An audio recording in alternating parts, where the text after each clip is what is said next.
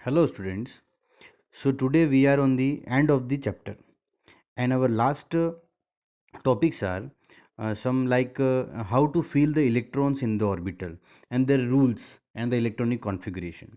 So first thing we have to study about that is the energy level diagram for electron in an atom. So generally what is the energy level diagram? Means uh, the electrons and the orbitals are arranged in their energy and their increasing order of their energy, that is called the energy level diagram है?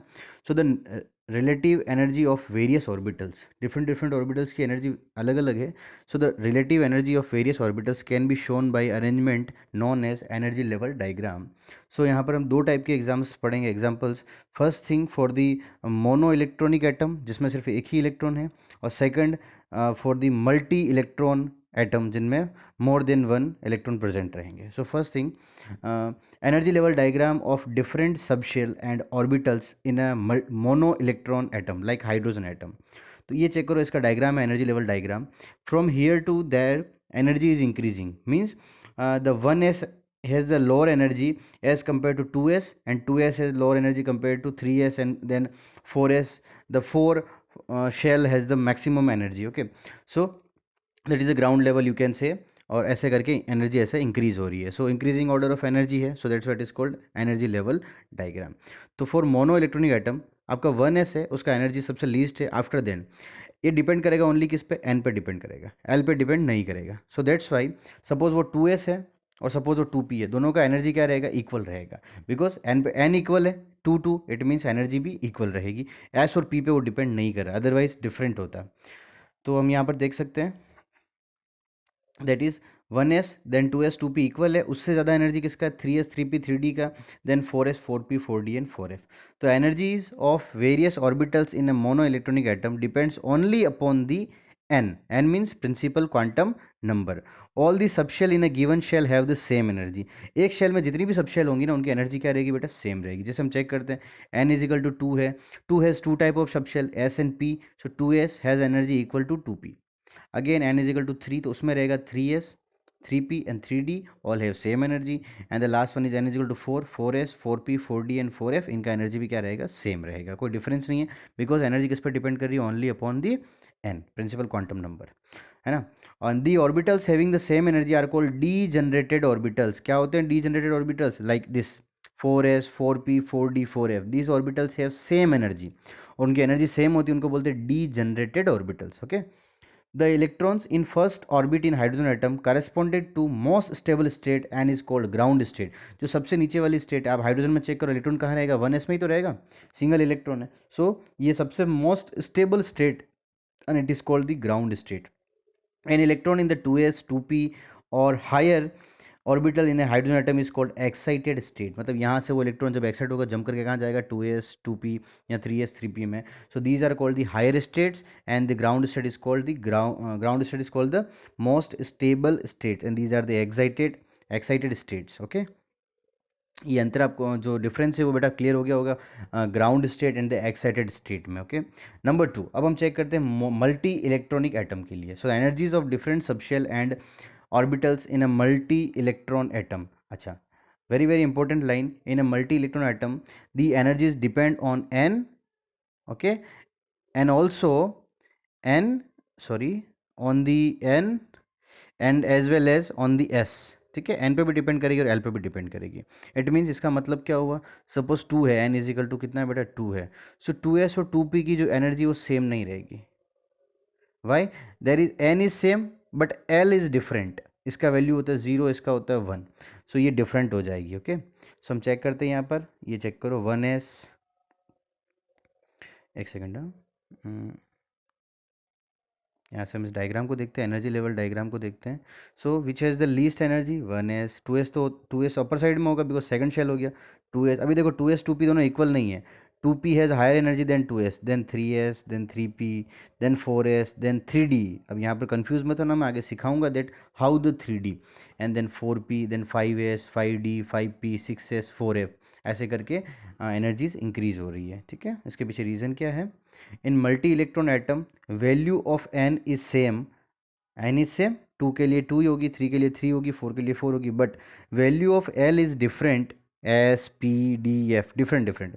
energies of orbital depend upon the value of n as well as value of the l. it means the difference it means the different subshell of same energy shall have different energies. जैसे example check करते हैं हम, यहाँ पे n is equal to 3 है, 3 में 3s भी है, 3p भी है और 3d भी है. All have same value of n 3, तो इनका एनर्जी सिमिलर होना चाहिए अगर ये क्या होता है, मोनो इलेक्ट्रॉनिक एटम होता है. But it is multi electronic atom, मतलब उसमें एक से ज़्यादा इलेक्ट्रॉन्स हैं. तो यहाँ पर s है, that is p, that is d, तो यहाँ पर एनर्जी भी चेंज हो जाएगा. विच has the maximum, 3d has the maximum. तो ऑर्डर क्या रह जाएगा बेटा, और द ऑर्डर इज 3s, उससे हायर है 3p और उससे हायर है 3d. क्लियर, ये डिफरेंस याद रखना. ओके और 4 में चेक करोगे 4s then 4p then 4d then 4f. उसके पीछे रीज़न क्या है, in mono electron atom only interaction is present between electron and nucleus. आपके पास मोनो इलेक्ट्रॉन में चेक करेंगे हम, आगे डायग्राम है इसका. In multi electron atom besides the attraction of electron and nucleus, वो तो प्रेजेंट हो गई इलेक्ट्रॉन एंड न्यूक्लियस का attraction, but electron electron repulsion also present among the electron present in the atom. So we can say monoelectronic atom में only interaction between nucleus and electron, and multi electron atom में interaction of electron and nucleus plus repulsion between energy every electron to other. तो दो चीज़ हो गई. यहाँ पर check करेंगे mono electronic में, यहाँ पर न्यूक्लियस है और इलेक्ट्रॉन है. सो देर इज ओनली इंटरेक्शन और अट्रैक्शन बिटवीन, एक ही टाइप का फोर्स ऑफ अट्रैक्शन प्रेजेंट है, एक ही टाइप का अट्रैक्शन प्रेजेंट है, एक ही टाइप का फोर्स प्रेजेंट है, दैट इज अट्रैक्शन इफेक्ट. और यहाँ पर कोई शील्डिंग नहीं हो रही. शील्डिंग हम आगे समझेंगे क्या होता है शील्डिंग. और यहाँ पर चेक करो मल्टी इलेक्ट्रॉनिक एटम में फर्स्ट थिंग क्या होगी, न्यूक्लियस और इलेक्ट्रॉन का अट्रैक्शन तो होगा ही होगा. Okay but electron and electron, because there are multi electron, so electron repulsion also present, so there are two kind of forces are present here. So that's why electron sub shell पे भी depend कर रहा है ये. अच्छा repulsion समझ गए. Shielding effect क्या होता है अपन इसको समझते हैं. चेक करो, suppose this is you okay, and suppose you are very mischievous है ना, and you done some mistake. Suppose आपने क्या कर दिया, ग्लास तोड़ दिया.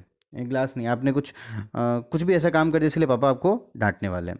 और आप शाम को पापा आएंगे, ये इज़ योर फादर, बहुत गुस्से में ही है सपोज. और उस टाइम क्या हुआ, अगर आप डायरेक्ट इंटरेक्शन होगा पापा के साथ में आपको, तो आपको बहुत सारी डांट पड़ने वाली है. But your mother always protect you. So किसी घर में नहीं होता होगा ऐसा, मम्मी से पापा प्रोटेक्ट करते होंगे, मे बी पॉसिबल. बट ये मदर, शाम को पापा आए तो मम्मा ने क्या किया, मम्मा ने उनको बता दिया नहीं ऐसे हुआ वो हो गया और अभी ठीक है सब कुछ. और इन्होंने जो डांट आपको पड़ने वाली थी उससे आपको बचा लिया, मतलब मदर ने आपको क्या कर लिया, प्रोटेक्ट कर लिया, शील्ड कर लिया. That is called the shielding effect. अब बताओ पापा कौन हो गए यहाँ पर, न्यूक्लियस हो गया. ठीक है, न्यूक्लियस जो आपको क्या कर रहा है, अट्रैक्ट कर रहा है. आप कौन हो गए बेटा, you are the electron, you are very mischievous है ना. सो इलेक्ट्रॉन को किससे, इलेक्ट्रॉन को न्यूक्लियस के टोटल अट्रैक्शन से कौन शील्ड कर रहा है, another electron. Because in multi electron atom there are many electrons. So mono electron में कोई शील्डिंग नहीं होगा, बिकॉज ओनली एक ही इलेक्ट्रॉन प्रेजेंट है. But there are many electrons, तो ये इलेक्ट्रॉन क्या करेंगे, इसके अट्रैक्शन से इसको बचा के रखेंगे, इसको प्रोटेक्ट करके रखेंगे. That is called, this protection is called shielding effect. Okay और ये किसमें प्रेजेंट होगा, मल्टी इलेक्ट्रॉनिक एटम में प्रेजेंट होगा. शील्डिंग समझ गए ना, protection. So in multi electron atom inner shell electron screen और shield the outer most electron from the nuclear charge of attraction.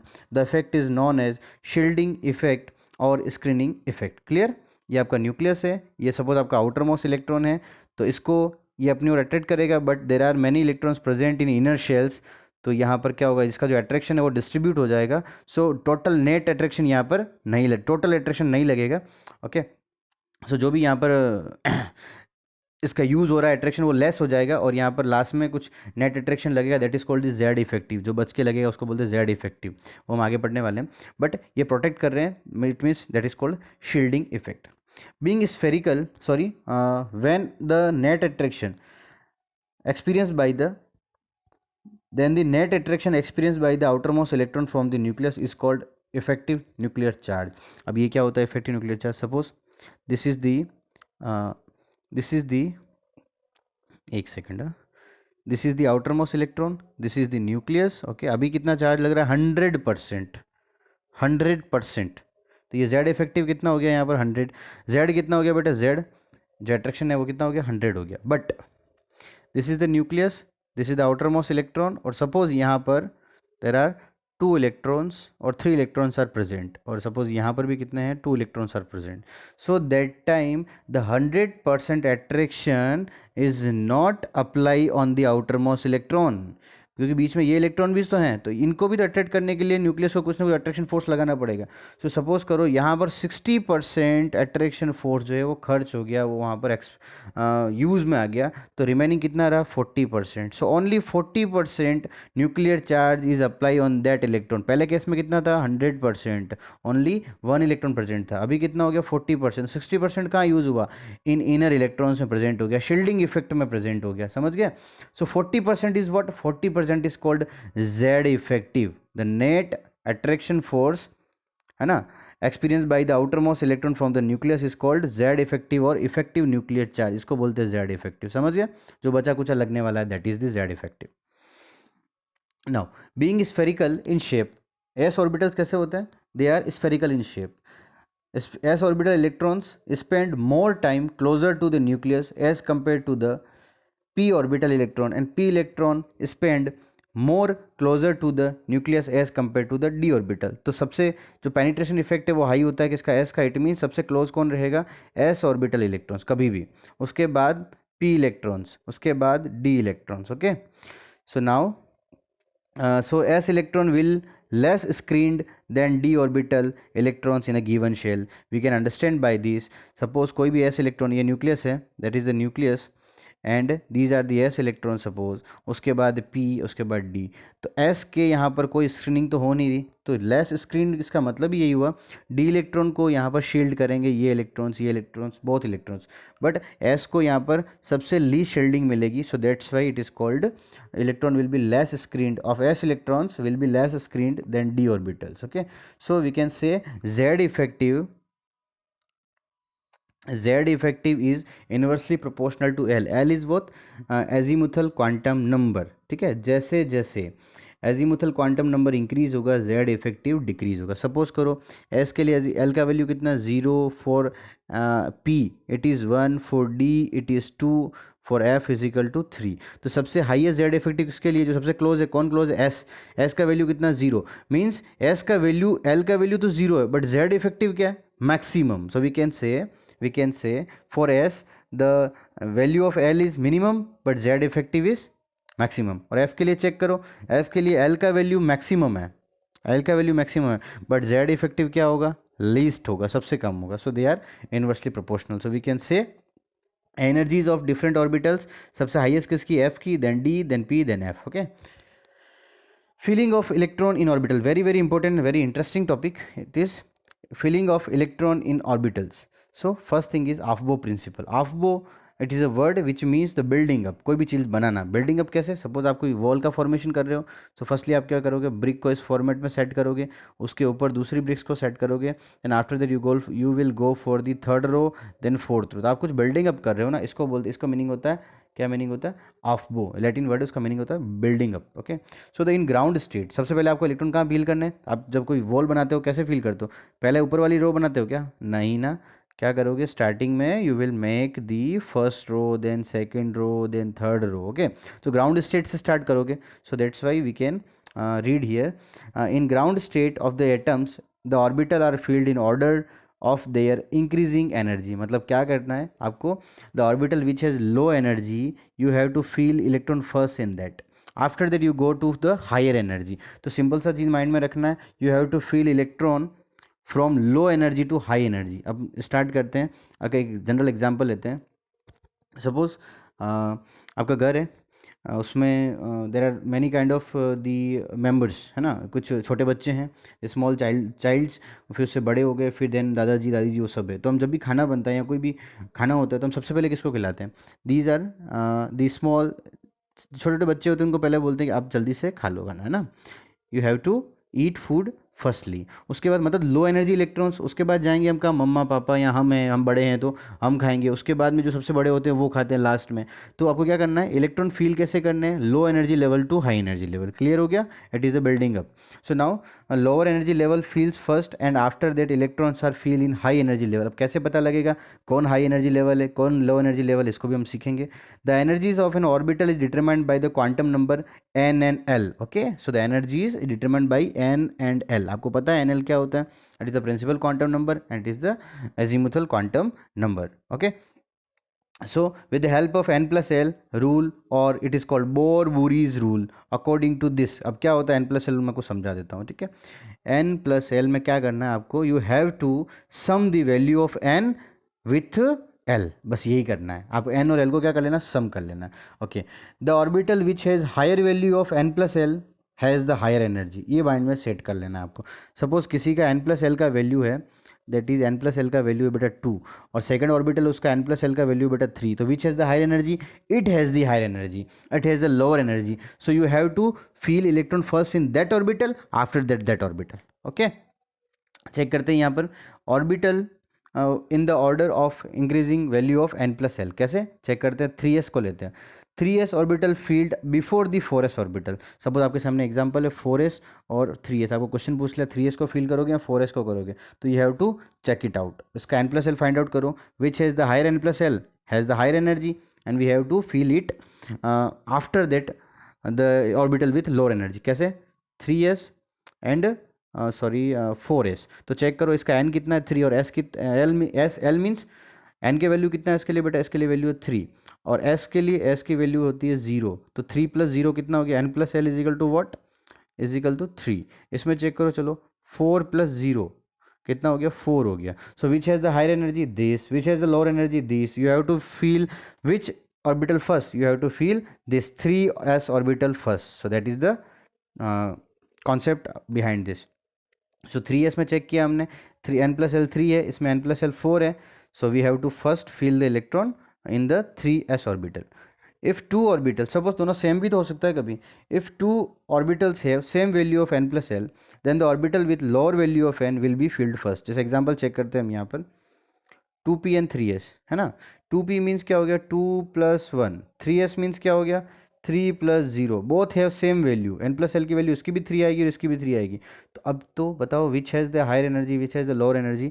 सो इस टाइम रूल है, you have to fill electron in that orbital which has a lower number of principal quantum number. तो इसका principal quantum number कितना है 3, इसका कितना है 2, तो सबसे पहले इलेक्ट्रॉन भरेंगे हम 2p में, देन 3s में जाएंगे। क्लियर हो गया सबको। So 2p will fill first then 3s।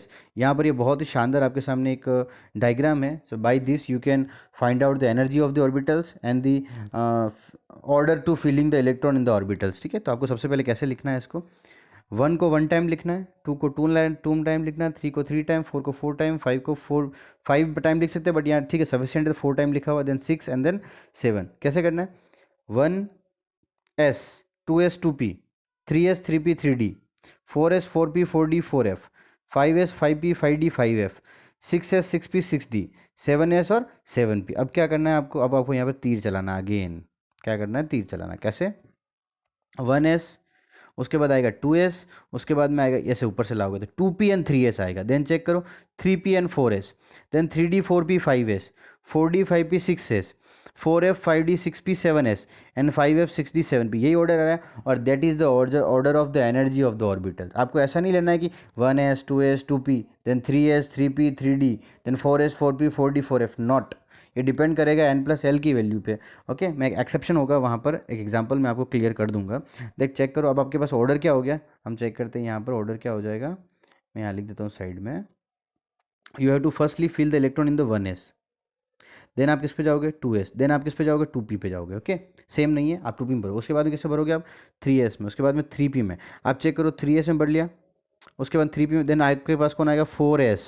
Okay, उसके बाद आप चेक कर सकते हो 4p, उसके बाद 4d, उसके बाद 4d के बाद में 4p के बाद में 5s आएगा, सॉरी 4p के बाद में यहाँ 5s आएगा, उसके बाद आप चेक करोगे 4d, आफ्टर दैट 5p, और ऐसे आपका चलता रहेगा।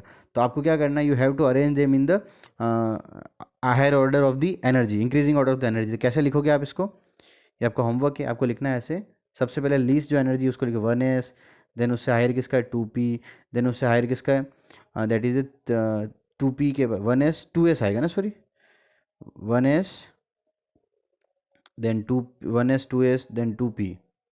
ओके, उससे हायर किसका है 2s, 2p के बाद में 3s, उसके बाद में 3s के बाद में 3p, उसके बाद में 4s, उसके बाद में 4s के बाद में 3d आएगा, 3d के बाद में आएगा बेटा 4d, और ऐसे करते करते करते करते आपको कहाँ तक जाना है 7p तक जाना है। ओके, ये आपको ऑर्डर अरेंज करना है खुद से, यहीं पर साइड में लिख देना है, कहाँ पर नोट्स में आपके यहीं पर लिख देना है, ताकि आपको ऑर्डर माइंड में सेट हो जाएगा आपके। Okay, so you have to fill electron in that order. Okay, इस ऑर्डर में भरना है आपको। अच्छा, यहाँ पर एक क्वेश्चन भी आपको मैं समझा देता हूँ, कहीं आपको माइंड में आएगा सर 1s फील किया, 2s फील किया, 2p फील किया, 3s फील किया, 3p फील किया, उसके बाद सर आपने 3d नहीं बोला, then you are talking about the 3d को आपने स्किप कर दिया और पहले बोला सर 4s में फील करो देन 3d में फील करो, तो कैसे याद रखेंगे? चेक करते हैं हम, इलेक्ट्रॉन्स रूल को पढ़ो, n+l rule, electrons are filled from lower energy level to higher energy level. Okay, तो चेक करते हैं हमारे पास कन्फ्यूजन कहाँ है, ये क्लियर हो जाएगा, then all things are clear. हमारे पास ऑप्शन है that is 3s 3p 3d, तो एक तो आपका हो गया 3d, एक हो गया 4s, हमने 4s में पहले फील किया देन 3d में फील किया, ऐसा क्यों? सिंपल सी बात है, which has the lower energy we have to fill that orbital first by the electron. तो 3d में चेक करते हैं, n+l का वैल्यू क्या आएगा 3 + 2 = 5, इसमें क्या आएगा 4 + 0 4, बताओ which has lower energy, 4s has lower energy, so that's why we have to fill electron first in 4s then we go for the 3d। और बाकी सब में कहीं भी आपको एक्सेप्शन मिल रहा है, सीक्वेंस में चेंजेस है, वहाँ पर n+l रूल से आप इसको फॉर्मूला सॉरी इसको फाइंड आउट कर सकते हो, what is the reason behind this. Okay, next thing is Pauli's exclusion principle। Pauli's exclusion principle क्या करना है, orbital can accommodate maximum number of 2 electrons and these must be have opposite spin। Simple सी बात है, this is your orbital according to Pauli, इसमें maximum 3 electrons कभी नहीं होंगे, ओनली 2 इलेक्ट्रॉन्स रहेंगे मैक्सिमम, और मैक्सिमम 2 इलेक्ट्रॉन्स रहेंगे और स्पिन क्या रहेगा बेटा ऑपोजिट रहेगा। इट मीन्स ये जो है, अगर आपने उसमें 3 फील कर दिए रॉन्ग है, सपोज आपने उसमें 2 इलेक्ट्रॉन फील किया और दोनों ही सेम डायरेक्शन में फील कर दिए, ये भी रॉन्ग है। क्लियर है? तो सिंपल जो आइडियल कंडीशन है that is what is that, that is the our orbital and these are only 2 electron, 1 fill कर सकते हो कोई इशू नहीं है, और 2 फील करोगे मैक्सिमम, और स्पिन क्या रहेगा ऑपोजिट रहेगा, that is the Pauli's exclusion principle. तो चेक करते हैं, हम फर्स्ट वाले को चेक करते हैं, 2 electrons are same direction. Okay, यहाँ पर there are 2 electrons 1 electron, electron filling तो राइट है बट डायरेक्शन रॉन्ग है, इट मीन्स रॉन्ग हो गया। यहाँ पर चेक करो, ये भी राइट है और ये भी राइट है, बिल्कुल राइट हो जाएगा। यहाँ पर चेक करो, ये राइट है और ये भी राइट है, बिल्कुल राइट हो जाएगा। यहाँ चेक करो, ओके ऑपोजिट स्पिन है, 2 इलेक्ट्रॉन्स हैं सब में, राइट है, बिल्कुल राइट है। तो फिर एक ही सीक्वेंस जो है ऑलवेज राइट रहेगी, that is either A 1 electron और 2 electrons in opposite spin. So third is Hund's rule of maximum multiplicity. Electron pairing will not take place in orbital of same energy, same subshell until each orbital is singly filled। इसका मतलब ये हुआ कि suppose ये orbital है, same energy level के 3 orbitals, same energy level, different होगा उसकी बात नहीं करेंगे। सो यहाँ पर आपने इलेक्ट्रॉन फील किया, देन इसको यहाँ पर डबल नहीं करना है, डबल नहीं करना है आपको, पहले इसको सिंगल देना है फिर इसको सिंगल देना है, आफ्टर दैट एक्स्ट्रा इलेक्ट्रॉन है तो उसको फिर डबल करना है। क्लियर? फिर एक्स्ट्रा है तो डबल करना है, फिर एक्स्ट्रा है तो डबल करना है। ओके, सपोज मैं आपके सामने एग्जांपल ले लेता हूँ, यहाँ पर it is your example. So now what is, first 1 electron feel किया, सेकंड इसमें 1 किया, इसमें 1 किया, इसमें 1 किया, ये राइट होता, बट ये देखो एनर्जी का गैप है, डिफरेंट लिखा हुआ है, they are not degenerated, degenerated एक ही प्लेन में एक ही साथ रहेंगे। ओके, सो इट मीन्स ये डीजनरेटेड नहीं है, तो यहाँ पर एनर्जी गैप आ गया, बट आपको क्या करना है, एनर्जी सेम हो तभी वो रूल अप्लाई करना है, तो यहाँ पर आपको डबल करना था, उसके बाद आगे जाना था, so that's why it is wrong. Second check करते हैं, there are 4 electrons, first low energy level में भर दिया हमने 2 इलेक्ट्रॉन्स, आफ्टर दैट हम गए हाई एनर्जी लेवल में 1 एंड 1 2, बिल्कुल राइट है। नेक्स्ट चेक करते हैं, यहाँ पर 2 भर दिया, ओके राइट है। इसमें चेक करें 3 इलेक्ट्रॉन्स है, बट सेम एनर्जी लेवल में हमने कपलिंग कर दी, पहले ही हमने पैरिंग कर दी, दैट इज रॉन्ग। राइट क्या होता है यहाँ पर, राइट होता है बेटा 3 है तो 1 1 और 1, ये वाला राइट होता, उसके बाद एक्स्ट्रा होगा तो हम फील करेंगे, so it is wrong again, wrong. उसके बाद चेक करते हैं, ये बिल्कुल राइट हो जाएगा। ये चेक करते हैं, ये भी रॉन्ग हो गया, इसमें डबल कैसे कर दिया आपने, आपको यहाँ डबल करना था। ओके, उसके बाद चेक करते हैं the next one is this is right, बिल्कुल। उसके बाद चेक करते हैं ये वाला, it is also wrong. Why? Because आपको पहले यहाँ डबल करना होगा पेयरिंग लो एनर्जी लेवल में, after that you can go for the higher energy level. सो यहाँ पर ये वाला कंडीशन होगा right. Okay, so it is clear to you that what is the Hund's rules of maximum multiplicity. So it is very easy. These are the some common rules for the filling of electron in the orbitals, and I hope this helps you to write the electronic configuration. अब कुछ examples लेता हूँ मैं electronic configuration लिखने के। तो हम first लिखते हैं, हम हाइड्रोजन को चेक करते हैं। Hydrogen has only one electron, ठीक है ना। और उसके बाद फर्स्ट शेल में कौन रहेगा? Orbital 1s। तो 1s में कितना इलेक्ट्रॉन है? सिंगल इलेक्ट्रॉन है, सो सिंगल आएगा। अब यहाँ पर चेक कर लेते हैं। s जो सिंगल बॉक्स है, सिंगल ऑर्बिटल है, p कैसा होता है? p has 3। d कैसा होता है बेटा? d होते हैं 5 है ना। और one orbital can accommodate only 2 electrons maximum. तो इसमें कितने हो गए टोटल? 2 इलेक्ट्रॉन्स। तो जब तक 2 फिल नहीं करोगे अगले वाले में नहीं जाना है। 1 2 3 4 5 6, तो इसमें कितने हो गए? 6 इलेक्ट्रॉन आएंगे, ठीक है। इसमें कितना? 1 2 3 4 5, 5 इंटू 2, 1 में 2 इलेक्ट्रॉन रहेगा मैक्सिमम। तो मैक्सिमम कितने इलेक्ट्रॉन आएंगे? 10 आ जाएंगे। और एफ की बात करें तो बेटा एफ जो होता है वो होता है 7, उसमें 7 और 1 2 3 4 5 6, 1 2 3 4, 1 2 3 4 5 6 और 7 हो गया। तो टोटल टोटल इलेक्ट्रॉन, एक में 2 इलेक्ट्रॉन्स रहेंगे। तो टोटल कितना हो गया बेटा? ये टोटल हो गया बेटा 14 इलेक्ट्रॉन्स। क्लियर है? तो ऐसे आपको फील करना है। चलो हम 1s के बाद हीलियम देखते हैं। हीलियम में कितना इलेक्ट्रॉन है बेटा? हीलियम हैज़ 2 इलेक्ट्रॉन्स, तो it will be 1s2। Okay, उसके बाद चेक करते हैं। हमारे पास है lithium. Lithium has lithium has 3 electrons. So हम ऐसे लिखेंगे 1s एंड 2s। 1s के बाद कौन आता है? 2s आता है। सो 1s2, मैक्सिमम 2 इलेक्ट्रॉन हो गया। s में 2 से थर्ड इलेक्ट्रॉन नहीं फील कर सकते, so that's why we will go for the next energy level 2s। और इसमें इतना आएगा 1, 2 प्लस 1 कितना हो गया बेटा? 3 हो गया। ऐसे बढ़ना है हमको। नेक्स्ट चेक करते हैं लिथियम के बाद में sodium, sorry nitrogen. Nitrogen atomic number कितना होता है? 7 होता है। तो चलो लिखते हैं 1s 2s और 2p। ये सीक्वेंस आपको याद रखनी है, 1s 2s 2p 3s 3p ऐसे, है ना। तो 1s में 2 मैक्सिमम, 2s में 2 maximum, how much are remaining? 3। तो p में मैक्सिमम कितने आ सकते हैं? p में होते हैं 3 3, तो 6 आ सकते हैं। तो we have to fill here only 3, because हमारे पास 6 इलेक्ट्रॉन है नहीं, ओनली 3 है। सो टोटल 7 हो गया। Now the next one is potassium. Example ले लेते हैं। पोटेशियम में होता है बेटा 19, सिंपल सी बात है। तो 1s2 2s2 बढ़ते हो जाएंगे, लास्ट में आपके पास 4s में बच जाएगा सिंगल इलेक्ट्रॉन। अच्छा, उसके पहले आप जो पूरा लिखोगे ना ऑर्गन का, वो आपको यहाँ ऑर्गन लिख सकते हो। ऐसे कैसे, मैं समझा देता हूँ आपको। इसके पास पोटेशियम के पास है बेटा 19 इलेक्ट्रॉन, और 18 नंबर पे हमारा कौन आता है? ऑर्गन आता है। मींस इसके पास कितना इलेक्ट्रॉन है? 18 इलेक्ट्रॉन, ठीक है। तो हम बार बार ऐसे नहीं लिखेंगे 1s2 2s2 2p6 3s2, नहीं, we have to write in short. So हम यहाँ क्या करेंगे? ये ऑर्गन लिख दिया। ऑर्गन का मीनिंग क्या हो गया? ऑर्गन मीनिंग हो गया 18 इलेक्ट्रॉन्स, है ना। 18 मतलब, सॉरी, ऑर्गन लिख दिया मीन्स 18 इलेक्ट्रॉन हो गए, और 19 है तो यहाँ पर लिख देंगे 4s1। पोटेशियम को आप जानते हो 4 शेल होती है, सो दैट्स वाई 4s1, ठीक है। उसके बाद में कैल्शियम है। तो कैल्शियम 20 इलेक्ट्रॉन्स होते हैं। कैल्शियम में कितना होता है बेटा? 20 इलेक्ट्रॉन्स। तो we listen, we know that 20 है मीन्स 18, तो क्या हो गया? ऑर्गन हो गया। ऑर्गन 18 और देन 4s2। अब नेक्स्ट वाले में चेक करो, 4s कंप्लीट फिल हो गया तो क्या होता है? कैल्शियम स्कैंडियम की बात करें, स्कैंडियम में 3d1 4s2 हो जाएगा। And there are many examples, you can write many examples from the book, from hydrogen to zinc and then lead, copper, and then all the examples you can write, है ना। मैं आपको homework में बहुत सारे question दूंगा लिखने के लिए, तो आपको उसका प्रैक्टिस करना है। बस आपको एक चीज़ माइंड में रखनी है। क्या माइंड में रखनी है? 1s 2s 2p 3s 3p 4s 3d, ये पूरा सीक्वेंस आगे आप पूरा आपको याद रखना है। और एक चीज़ माइंड में सेट करनी है बेटा, s में मैक्सिमम 2 फील करेंगे, देन 3 होगा तो नेक्स्ट में जाएंगे, देन p में कितना हो जाएगा? 6 हो जाएगा, d में बेटा 10, and in the f there are maximum 14 electrons we can fill. Okay, so this is your last topic of the chapter. All the best, and you have any question you can ask to me. Okay, all the best to all of you.